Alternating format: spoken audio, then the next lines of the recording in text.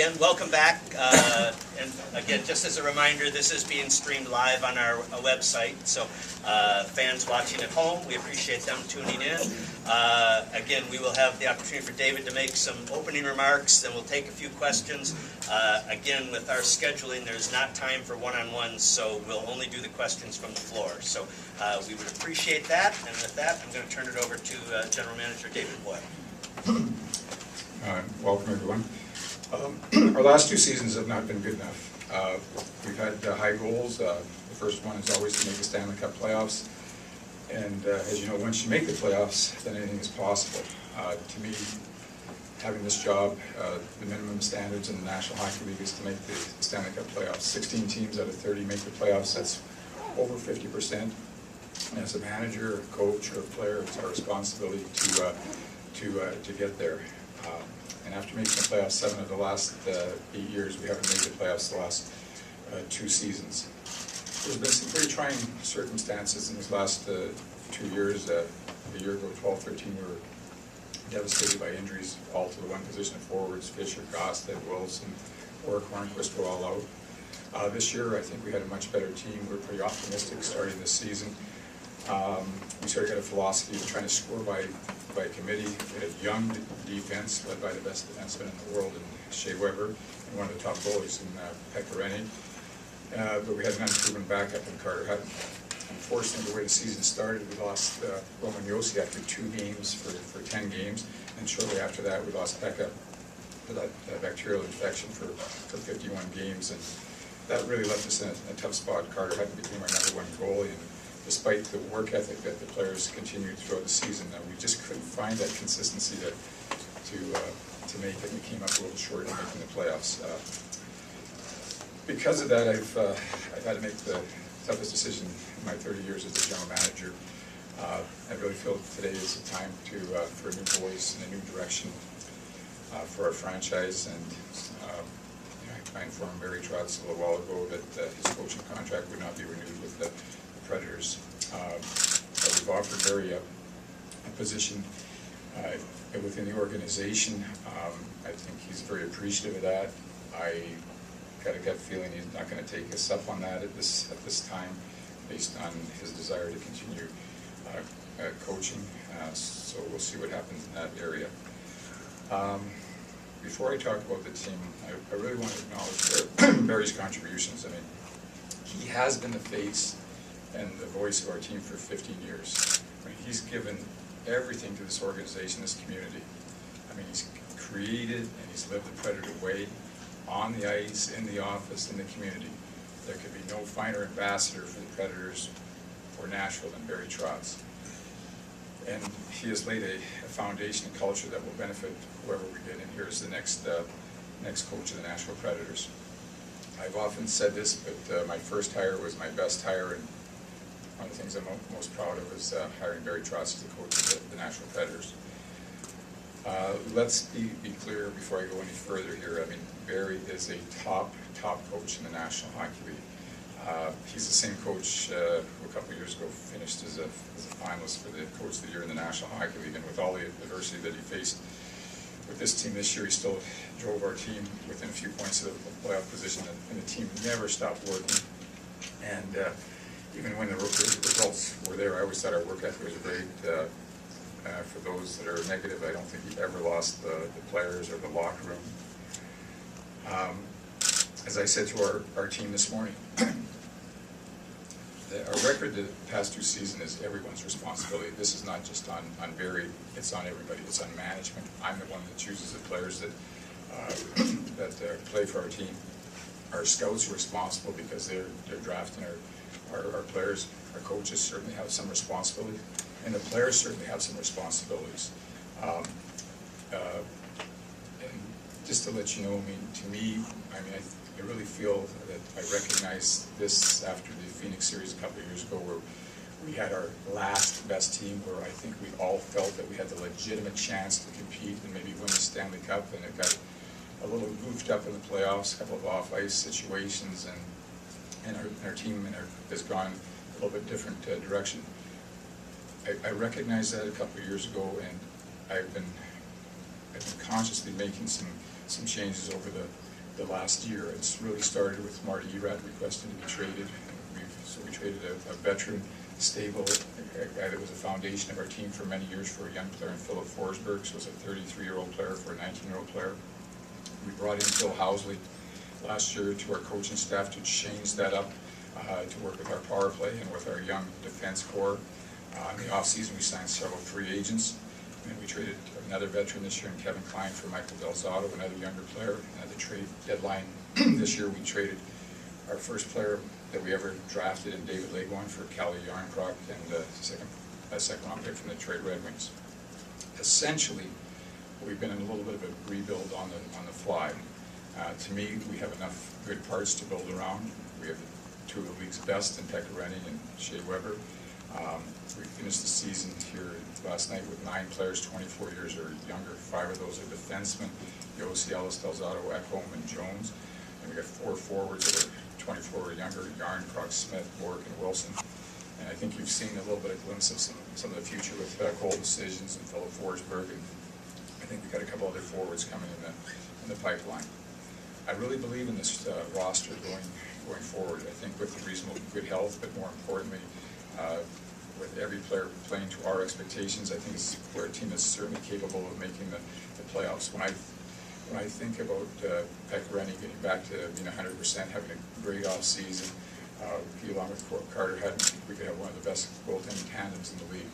Our defense, there's no question in my mind that our defense is going to be one of the best defenses in the league, led by Weber, who should win the Norris Trophy this year, Roman Yossi.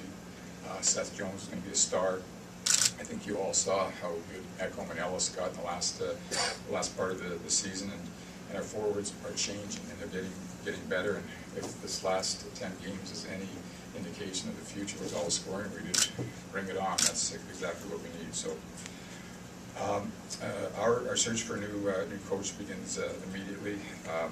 Lane Lambert and Phil Housley are under contract, and I will be talking to them about the next season. Mitch Korn, our goaltender coach, is not under contract. He and I are going to talk in a couple of weeks. Again, under the circumstances, his closeness to Barry, he just wants to see how things play out or what have you. So would love to have Mitch come back, but he's not under contract at this time. There's no short list of candidates at this time. I mean, our objective is to find the best fit for the Nashville Predators. It could be an individual who's coached in the National League, maybe hasn't coached in the National League, but it's going to be a coach that will have strong leadership and communication skills, and who can take the foundation laid by Barry to move the organization to the next level.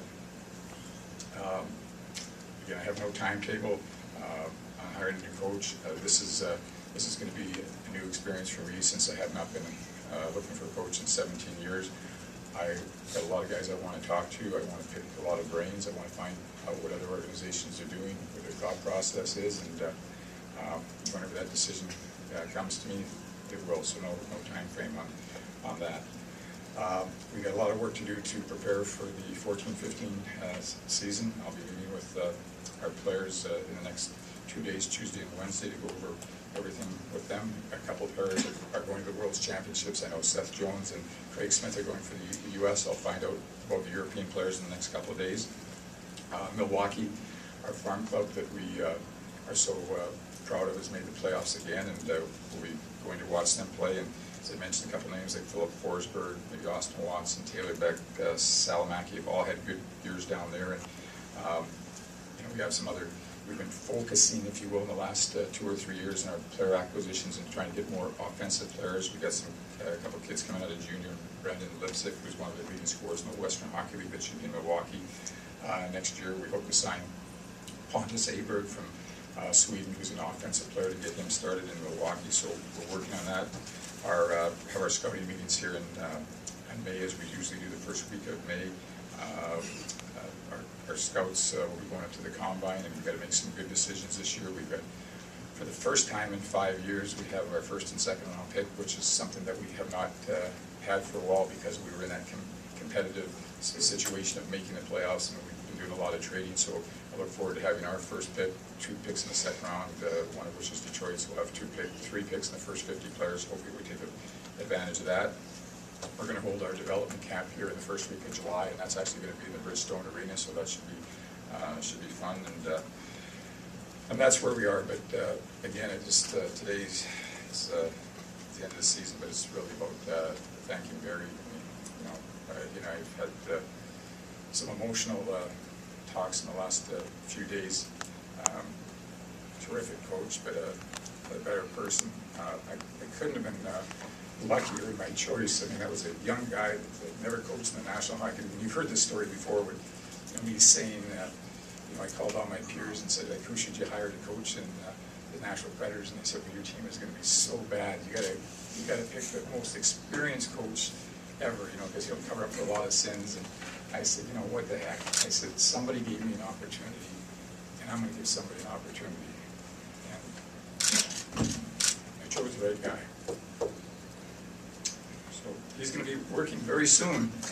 He's going to be working against us, so that's not going to be any fun, but we wish Barry and his family, he's going to miss Nashville. This did great things for our team, great things for our city. It was all good. But today it's time for a change. New voice, new direction. It's going to be good for us. It's going to be good for Barry, and we thank him very much. Questions? With that, we'll open it up for a few questions, and again, we'll just remind, we're not going to do one-on-ones after, so all questions from the floor. So, Barry said you could tell for a while that something was up. When did you make the final decision to let him go? He told me the same thing, and I guess that's what you get when you're married for 30 years. I guess it's in our comfort zone. I think that's one of the things that's both good and bad about being together for so long. I mean, practices at the same time, you do the same type of things, you meet here, you sort of talk the same way or what have you, and I don't want to say you're too predictable, but maybe that's what it gets to be. And so whether I'm a bad poker player or what have you, I mean he knew. I mean, I think our relationship has always been open and honest, so something I said to him maybe triggered that. Officially, I talked to him on Friday, and we had a long talk about a lot of things, told a lot of old stories and situations, and Barry's in a great place. I mean, Barry's a great person. Barry's got a great balance in his life, with hockey, family. He's what we all want to be. I mean, he's really got that great balance, and he's going to go forward because he's got that adventurous spirit, as is his wife Kim, and they're looking for the next situation. So I know he's going to be. I know he's going to do good, and I just say thank him. We couldn't have had a better first coach than Barry for this team. You've been loath to make this type of change that so many other teams make so often. What convinced you that now's the time for a new voice? Well, I think, I guess I don't know if I'm subliminally saying it, but I think it started a little bit back with, when we lost out to Phoenix. I think that was a real chance to make it. Again, it got disguised a little bit with the Radulov stuff, and anyway, it was just, a lot of players left, and Iraq wanted to be traded. I mean, there's different situations and signs and what have you. And it just felt it coming. I think I wanted to play a little bit different way, and we let Peter Horchak go and brought Phil Housley in, which I think was a really good move, and I think Barry would echo the same thing, and Phil's done a really good job. And it's just a combination of a lot of things, but it's I can't pinpoint anything because it's an organizational thing. I mean, I don't want to be cliche, use that cliche to say you can't fire 23 players so you replace the coach, but it's an organizational thing. I mean, I'm taking responsibility. We've got to make some better decisions on certain players. Our scouts have to draft at a higher level. We're doing okay, but we got to do better. I mean, the coaches have to do some things better, and the players have to take some responsibility. I mean, we're sitting here today. We missed the playoffs by 3 points. 2 wins in an 82-game schedule. 2 more shootout wins. I mean, I can name 5 different things that we could have done this much better, that we could have made the playoffs. So I could talk about 5 different players that could have played that much better, and we could have made the playoffs. I mean, it's really disappointing and it's frustrating. And I would hope that the players would certainly share in this responsibility today. I'm sharing in this responsibility. This is a wake-up call for everybody in our organization. It's a wake-up call for me. Get out of your comfort zone. It's going to be different here. There's going to be a new coach in charge. Things are going to be different. Practices are going to be different. Don't take for granted your ice time, who you're playing with. It's going to be a different voice, and it's going to be a different direction. And hopefully, as I said earlier, the foundation that Barry has presented here for the next coach will take us to a higher level. Hey, Corey, please allow me to ask people, and I'll identify if you raise your hand. Corey? Sorry, does it come down to scoring? Do you need a new coach to get you to a higher level offensively? I think it's everything. I think that's too simplistic to just to say that the scoring is sometimes is frustrating, but hey, we didn't play that great defensively this year. I mean, whether it's our save percentage isn't as good, but that could be, it could be goaltending, that could be our defensive play, that could be our young defense. I mean, it depends on what you want to pick on. I mean, the penalty killing wasn't as good this year. I mean, how about our scoring in the last 10 games? I mean, where did that come from? Is that the real thing, or is it not? I mean, Craig Smith had a really off year last year. He gets 24 goals this year. I mean, we need a few more of those stories. I mean, a young girl like Callie Yarncroft, and he's come in, he's almost got a point a game. I'm not saying that that's what he's going to be, but I mean, it looks like he's going to bring some offense. I know that Philip Forsberg down in Milwaukee, he's young, he's got to mature. I know he's going to bring us some offense. I hope it's as soon as next year. We had some forwards this year. With all due respect to them, because I don't like singling out players, did not live up to our expectations for them, and I am sure the 2 or 3 guys that I'm talking about would be the first ones to admit to you that they didn't live up to that. If they would have scored just like they've scored in the past, 5 more goals from 2 or 3 guys that would be easy to name, we would have made the playoffs. I mean, that's the difference between success and failure right now in this NHL that has so much parity. John?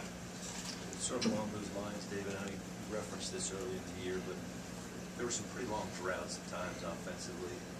Is that a function at all of the system that Barry Trotz played, or do you see that as more of the players that were on this team? Well, I said to the players this morning in our breakup meeting, I said, if anything, we were so consistent this year, but it was consistent, and being a little bit sarcastic, it was inconsistent. We do 10-game segments. When we break down, we talk to the players, what have you. Every segment was almost the same. 4 wins, 5 losses, 1 tie. 5 wins, 4 losses, 1 tie, whatever. It's almost like that all the way through the year. It didn't matter whether we're home, whether we're away, whether we're playing good teams, bad teams. Pekka was in, Pekka was out, an injury or whatever. The same until we got to the last 10 games of the season. Then we go 9-1.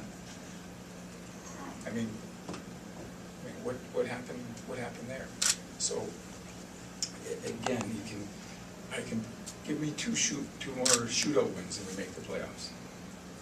I mean, there's so many areas to pick on. It was so close, but we could never get that consistency. And we had like say Patrick Hornquist, who's I think one of our best players.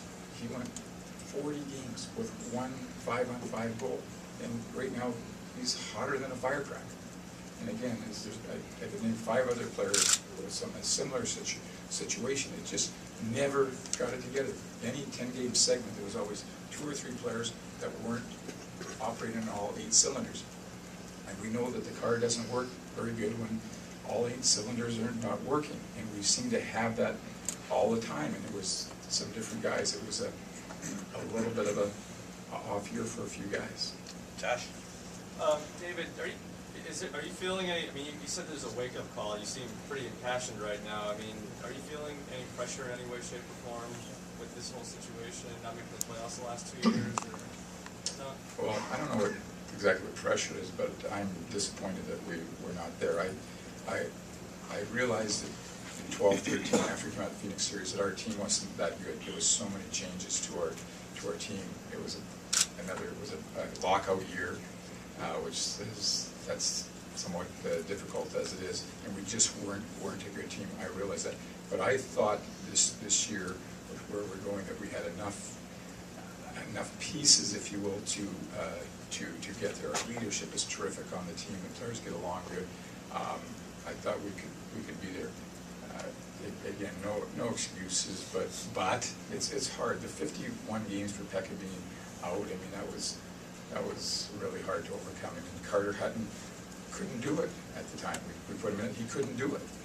And now he can. I mean, Mitch, scouts, good scouting, and we got a great number 2 next year. Just couldn't happen. It's, you know, my job is to make the playoffs. I mean, it's not pressure, it's desire. It's what we want to do. I mean, I've like you know, what Barry's, you know, loved Nashville, loved his year here. I love taking this team from an expansion team into a competitive team. It's in all my visions, you get expansion and competitive team. Then I wanted to stay a competitive team forever. And we hit a little bit of bump in the road with some of the things that happened after that series. And I think we're recovering really well. And I'll repeat again because it sounds good to me. Peck is going to have a great off season, and he's going to come back and he's going to be the goalie that he was. And we got great goaltending. Our defense, this will be the best defense we've ever had in Nashville. This defense has got the potential to be as good as any defense in the National Hockey League. As I again was saying to the players this morning, when we have an off night, and Barry said, well, we have a young defense, and I told the defense today, I said, that means he didn't think you were very good tonight. When he said to Seth Jones, he said, we use that quote all year, he said to Seth Jones, he played like he was 29, that means he thought Seth was really good. And when he said Seth played like a 19-year-old, that means he didn't think he was that good. We're a year more experienced. I said, you're not going to hear me tell a new coach not to say we have a young defense. We just have a defense, and hopefully it'll be a good defense. And our forwards are getting better. Slowly but surely they're getting better. You just have to bring a little bit more consistency, and we are focused on whether making deals or drafting is to put the emphasis on that. So are we far away? You can be the judge of that, but I think we're really close. David? Did those last 10 games give you pause in regard to the decision with Barry at all? I said to Barry this morning, I said, that's a nice finish, 9-1. You're really making me look good today. I mean, where did this all come from? I'm trying to be somewhat humorous in a difficult situation, which is not working. I was committed to the decision, you know, for a while. I mean, it just felt that this was the time, and yeah, if we would have made the playoffs, there sort of would have been a pause for sure. Mark? David, you guys finished 9-1-2.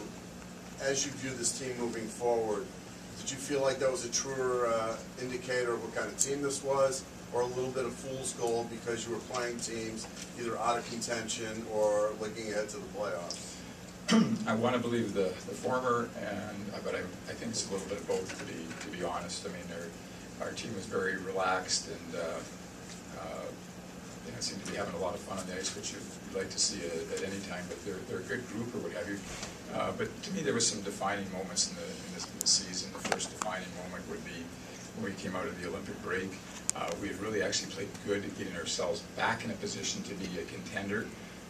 It was right there in the platter for our team. We had five games at home against relatively teams that we could have beat or whatever. We scored like 3 goals in 5 games. I mean, it was, if you're asking me, in my opinion, we lost the playoffs right there. Then the second part would be, we had 2 games against Dallas, who we figured would be the team that made the playoffs, which it was. And basically we were like 6 points out or what have you. And we said, as we were going along, 8 points, whatever it was, we said, well, these are 2 games, and you take those as wins and you go from there. We played them, we lost 7-3 the first time, and they beat us in the shootout, which is a game which was really good. I mean, you got to win those games. That's the games. Those are the last 2 most important games, and we didn't win them.